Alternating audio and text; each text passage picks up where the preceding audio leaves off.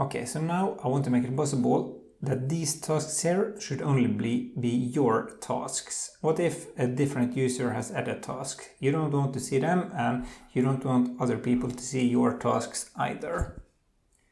So I need a connection between the task and the user. So if I go to the editor and then find task/models.py, then we need to import the user model from django.contrib.auth.models import user, and then we add a new field at the top here. Now we say user equals models.foreign key user, which is this model we just imported. Set up the related name to be tasks, so we can get all of the tasks belonging to one user. On delete models.cascade.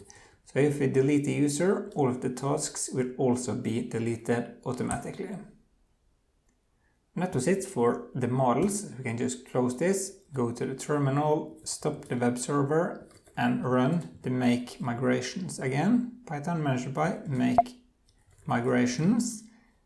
And then we have a little warning here, because this is a non-nullable field, meaning that all tasks should have a user connected to it. So I want to provide a one-off default for now.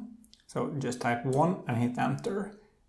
And then I just need to pass in the ID of a user, which should be 1 because I have already created one user in the database. So hit enter and then we run the migrate script. Great. So now we have a table or an index in the database where we connect a task to a user. Then I can run the web server again. Go back and refresh, and nothing has happened yet. So now I want to get only my tasks. So if I go to the editor, just want to close a few of these files here to make it a little bit cleaner. If I now go into task and find views.py, then I need the user model here. Okay, so here where we get the tasks from the database, we can add one more filter here. .filter user equals request.user, and a request automatically comes with the user that we have authenticated. So if I say save now, go back and refresh, I did not get those tasks because I probably have one more user in the database. Let's check that out. Python manager.py shell users equals user.objects.all users. Okay, yes, I have this admin user and I assigned all of the tasks to the ID 1 user. That's why it was not working. Let's fix that. Tasks equals task.objects.all tasks. Yes, okay, for task in tasks task.user equals user.objects.get pk equals 2, which is the coded Stein user I used when signing up. Task.save. Now I can stop this and run the server again. So if I refresh now, then I got my tasks showing here. Perfect. Now we just need to do the same thing for the search. So here we can just filter user equals request.user. And the same with the edit tasks. You don't want to make it possible for users to just change the ID up in the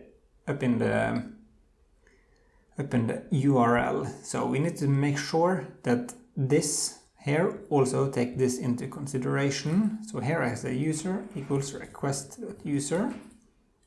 Just need to check that this is working. Yes.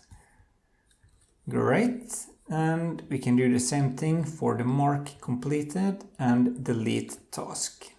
So now we only get tasks for the user that we have created. If we try to create a new task now, then we will get an error. Let's try to see what happens. So if I go to the front page now, try to create a new task, submit, then I will get a non-null constraint failed because we have not set the user ID yet. So we can fix that by here saying that if this is valid, the error comes here when we try to save this in the database. So we can set task equals form.save, commit equals false, which means that we are creating an instance of the task, but we are not storing it in the database yet.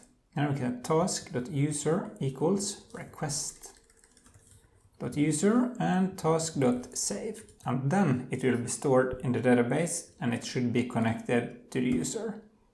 Refresh and have one more task here. There, perfect. So that means that this is also now working. So now we know how to connect this as well to the user and how to get only our data. Perfect.